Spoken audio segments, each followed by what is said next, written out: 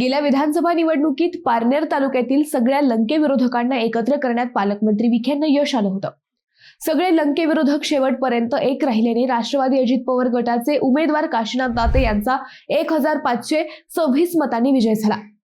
पालकमंत्री राधाकृष्ण विखे, माजी खासदार सुजय विखे यांनी पारनेरमध्ये यशस्वी डावपेच खेळले. आता लंके विरोधकांची अशीच आहे की जिल्हा परिषद व पंचायत समिती निवडणुकीतही दिसेल अशा शक्यता वाढल्या आहेत. पारनेर येथील सोयाबीन खरेदी केंद्राच्या उद्घाटन प्रसंगी पालकमंत्री राधाकृष्ण विखे पाटील यांनी मंगळवारी याबाबत स्पष्ट संकेत दिले.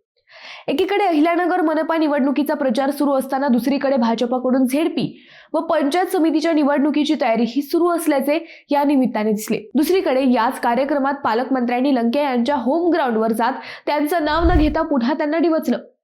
पारनेरमध्ये आतापर्यंत सुजय विखे लंकेंविरोधात आक्रमक झालेले दिसले, परंतु आता पहिल्यांदाच पालकमंत्र्यांचाही आक्रमकपणा दिसल्याने चर्चा वाढल्या. पारनेरच्या विकासाच्या ठोस मुद्द्यांसह पालकमंत्र्यांनी लंकेंचे नाव घेता केलेल्या फटकेबाजीची चांगली चर्चा रंगली. नेमकं काय चाललंय पारनेरमध्ये, हाच विषय आज आपण समजून घेऊयात. नमस्कार, मी अद्वैता आणि आपण पाहत आहात अहिल्यानगर लाईव्ह 24, नगरी राजकारणाचं परफेक्ट अनालिसिस. गेल्या विधानसभा निवडणुकीला अवघे 15 दिवस बाकी असताना काशीनाथ दाते यांना अजित पवार गटाने उमेदवारी दिली. त्यानंतर माजी खासदार सुजय विखे पाटील यांनी अत्यंत मुत्सद्दीपणाने ही निवडणूक हाती घेतली. खासदार निलेश लंके यांच्या विरोधकांची एकत्रित मोठ बांधण्यात विखेंना यश आले. विरोधक शेवटपर्यंत एकत्र ठेवण्याचे मोठे दिव्यही विखेंनी पार केले. विधानसभा निवडणुकीत तिकीट मिळण्याची अपेक्षा असणाऱ्या झावरे, औटी यांच्यासारख्या नेत्यांनाही शेवटच्या टप्प्यात प्रचारात सक्रिय करण्यात आले. विखे गटाचे नेते व कार्यकर्त्यांनीही पायाला भिंगरी बांधत प्रचार यंत्रणा राबवली. यातून विजयश्री खेचून आणण्यात महायुती यशस्वी झाली. या निवडणुकीत काशीनाथ दाते यांना 1,13,630 मते तर पराभूत राणी लंके यांना 1,12,104 मते मिळाली. काशीनाथ दाते तब्बल 20 वर्षांच्या प्रतीक्षेनंतर पहिल्यांदाच विखेंच्या डावपेचामुळे यशस्वी झाले. लोकसभेला झालेल्या पराभवाचा वचपा विखेंनी विधानसभा निवडणुकीत काढला. हिशोब चुकता केला. आता पुन्हा एकदा विखेंची यंत्रणा पारनेर तालुक्यात सक्रिय झाली. आगामी जिल्हा परिषद व पंचायत समिती निवडणुकीसाठी रणनीती तयार केली जाऊ लागली आहे. मंगळवारी पारनेर तालुका खरेदी विक्री संघाने सुरू केलेल्या सोयाबीन खरेदी केंद्राचा शुभारंभ मंत्री राधाकृष्ण विखे पाटील यांच्या उपस्थितीत करण्यात आला. याच कार्यक्रमात विखेंनी केलेले भाषण चांगलेच गाजते. गेल्या वर्षभरात महायुती सरकारने तालुक्यात राबवलेल्या विकास योजना, दिलेला निधी याची माहिती त्यांनी दिली. यासोबतच खासदार निलेश लंके यांच्यावरही नाव न घेता चांगलीच टीका केली. विखेंनी लंकेंना मारलेला हाच टोला सध्या चांगलाच व्हायरल होतोय. विखेंच्या एका प्रश्नाच्या व्हिडिओ क्लिप्स सध्या चांगल्याच व्हायरल झाल्यात. विखे म्हणाले, तालुक्यात सध्या काय सुरू आहे हे मी सांगण्याची गरज नाही, लोकच मला आता माहिती सांगायला लागलेत. याचा अर्थ सामान्य माणूस आता दहशतीतून मुक्त झालाय. कोणतीही दहशत इथे राहिलेली नाही. सिस्पे घोटाळ्याबाबत मुख्यमंत्री देवेंद्र फडणवीस यांनी घेतलेल्या भूमिकेने अनेक जण गोंधळलेत. आपोआप खुलासे बाहेर येऊ लागलेत. पण मला एका गोष्टीचे आश्चर्य वाटते की ज्यांचे कोणीच नाव घेत नाही तरीही काही जण एवढे गडबडले का?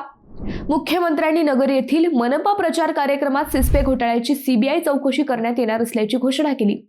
मुख्यमंत्र्यांनी घोषणा केल्यानंतर या घोटाळ्याबाबत खासदार लंके पहिल्यांदा जाहीर कार्यक्रमात बोलले. लंके यांच्या याच वक्तव्याचा व इतर वक्तव्यांचा भाषणाचा आधार घेत पालकमंत्र्यांनी जोरदार पलटवार केला. विखे पुढे म्हणाले की आगामी जिल्हा परिषदेच्या निवडणुकीत महायुतीचे उमेदवार कोणीही असतील, तुम्हाला एकत्रित काम करावे लागेल. राज्य सरकार तुमच्या सोबत असताना कोणाच्या दबावाला घाबरण्याचे कारण नाही. तालुक्याची राजकीय परिस्थिती खूप बदललेली आहे. सुपा औद्योगिक वसाहतीमध्ये लक्ष घातल्यामुळेच स्थानिक युवकांना नोकरीच्या संधी मिळू लागल्यात. सोयाबीन खरेदी केंद्र सुरू झाल्याने शेतकऱ्यांना आधार मिळालाय. केंद्र आणि राज्य सरकारच्या माध्यमातून शेतकरी योजनांची अंमलबजावणी यशस्वीपणे सुरू आहे. अहिल्यानगर जिल्ह्यात सरकारची 47 हमीभाव केंद्र सुरू आहेत. त्याचा फायदा शेतकऱ्यांना होत आहे. पारनेर तालुक्याला दुष्काळमुक्त करण्याचा प्लॅनही विखेंनी सांगितला.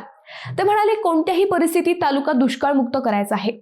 जे स्वप्न लोकनेते पद्मभूषण डॉक्टर बाळासाहेब विखे पाटील यांनी पाहिले ते पूर्ण करायचे आहे. साखळी योजनेच्या कामाला सर्व NOC आता मिळाले आहेत. कुकडी प्रकल्पात अधिकचे पाणी निर्माण करण्याचे काम सुरू झाले आहे. डिंबे ते माणिकडोह बोगद्याच्याही कामाबरोबरच तालुक्यातील 6 उपसा सिंचन योजनांची कामे निर्धारित वेळेत पूर्ण होतील. विखेंनी आपल्या भाषणात पारनेर तालुक्याच्या विकासाचा सरकारचा प्लॅन सांगितला.